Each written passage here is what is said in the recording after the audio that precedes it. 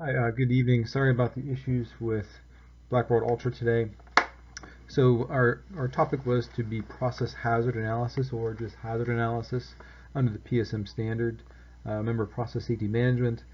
Um, it manages highly hazardous chemicals that are used in industry. There are a listing of them. You can find them on the PSM OSHA website if you Google it. Um, it is meant to protect the worker. We talked about RMP last week, risk management plan that is meant to protect the environment, or the people around the plant. So, a couple definitions. What a hazard analysis is: it is a process used to assess risk. So, the results of a hazard analysis is the identification of an unacceptable risks and the selection of means of controlling or eliminating them. So, this is a process. So, we're going to talk about that today. So what risk assessment is, it's a probabilistic risk assessment. It's characterized by two things: the magnitude or severity of something happening, adverse consequences like somebody getting hurt, somebody dying, and the likelihood or the probability of this consequence. So is it likely to happen? Well, how probable is it to happen?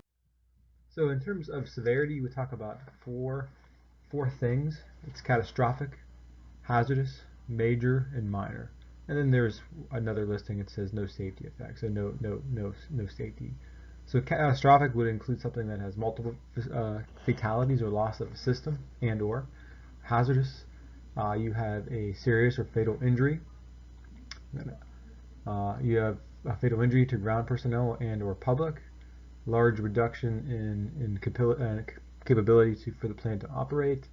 Major, you have significant reduction to operator workload, or excuse me, significant reduction to plant capacity, increased operator workload, physical distress to occupants of aircraft.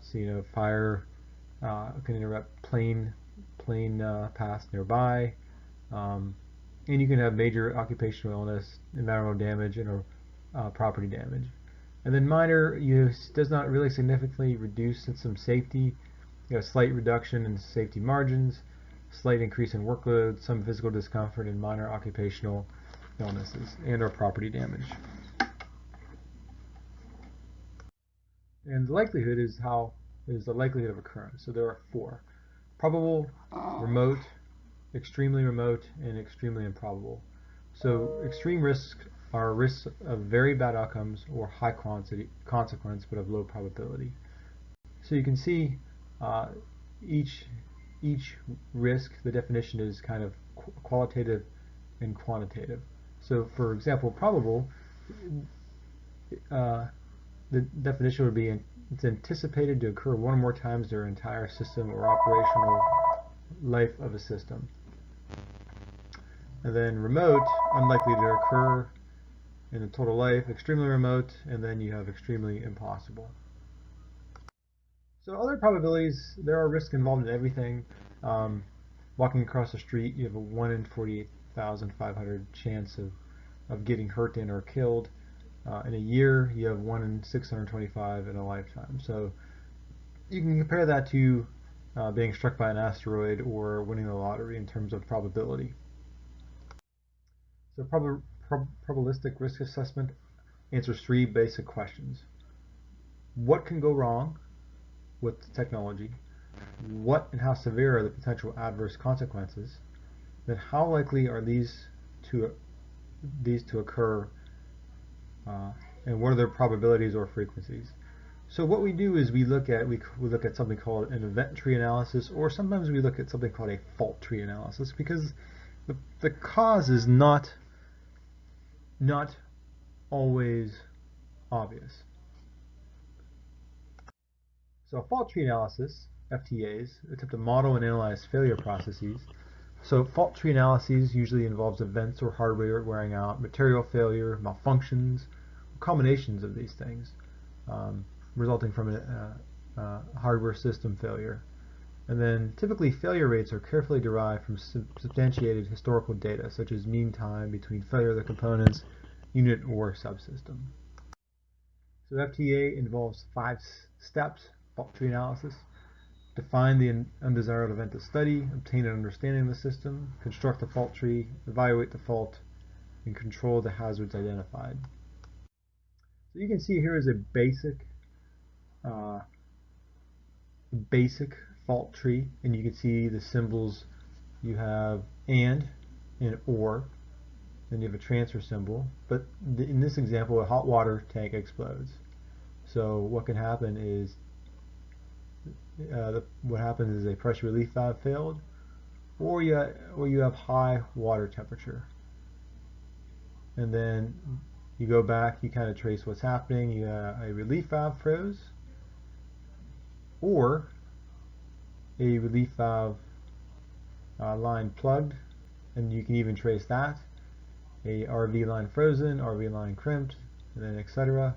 And then high water temperature, temp regulator fails, high cutoff, and high cutoff fails. So this is a basic example of a fault tree analysis. So here's kind of a simple process. You have a tank, or you have a mixing unit, you have a heat exchanger, and you have a condensing unit. So what we look at is we look at something like a stuck control valve, 1 in 1,000 possibility of failing, a vent valve. This has no vent valve, it was designed with that one, and then a stuck water valve. So a stuck water valve could be down here on the process. There's a 1 in 100 chance of that failing. So the total probability is 1 in 10,000, which is probable. We consider that probable. So you go back to that previous chart, and you can see that this is a probable possibility of happening. So what a HAZOP is, it's a hazard and operability study. It's a structured and systematic elimination of a planned or existing process or operation in order to identify and evaluate problems that may represent risk to personnel or equipment. So HAZOP is a qualitative technique based upon guide words, and we'll talk about those in a moment. So HAZOP history goes back to the 60s. You have a gentleman, his name was Trevor Kletz. He came up with the idea of, in a phenol plant, he had a team of 3 people meet for 3 days a week for 4 months to study that phenol plant, and they started with a technique called critical examination, which asked for alternatives, but then he changed it to deviations, and he further changed it to operability studies. So HAZOP, you take the process flow diagram, you examine it in small sections, individual teams, and you then further, the HAZOP team then determines what are the possible significant deviations from each intended feasible causes and consequences. So HAZOP team has several people involved. You can read that right there. So study leader, recorder, designer, user, specialist, maintainer.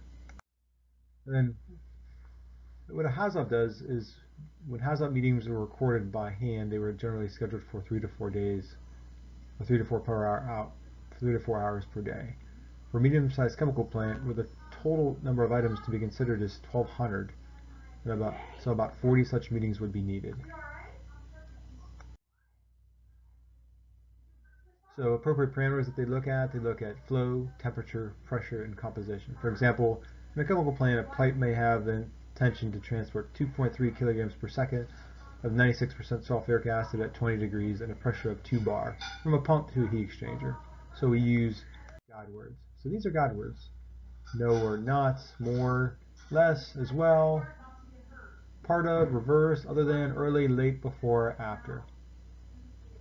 So these can be applied to batch or sequential operations. Other guide words include, here you can see the parameters like flow, pressure, temperature, level, time, agitation, reaction, startup, shutdown, draining, venting, etc. And then you can see how these words are applied. So an example is flow could be high flow, low flow, no flow, reverse flow, deviating concentration, contamination, deviating material.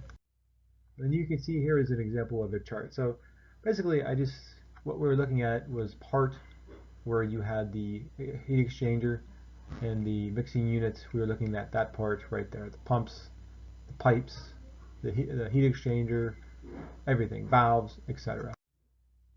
You can see here's the last slide. So this is again, an example. You would look at temperature, solubility, etc. It depends upon the process that you're looking at. So again, I apologize for any issues. This one went quicker than I thought, but I did want to share this presentation with you. There will be no quiz this week. However, there will be a quiz next week.